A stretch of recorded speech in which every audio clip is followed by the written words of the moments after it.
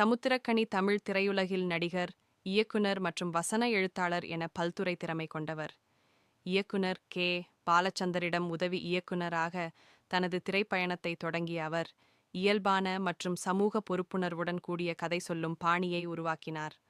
உன்னை சரணடைந்தேன், நாடோடிகள் போன்ற படங்கள் மூலம் இயக்குனராக கவனம் பெற்ற சமுத்திரக்கனி, நாடோடிகள் திரைப்படம் மூலம் நட்பு மற்றும் சமூக பொறுப்பு குறித்து வலுவான செய்தியை மக்களிடம் கொண்டு சென்றார்.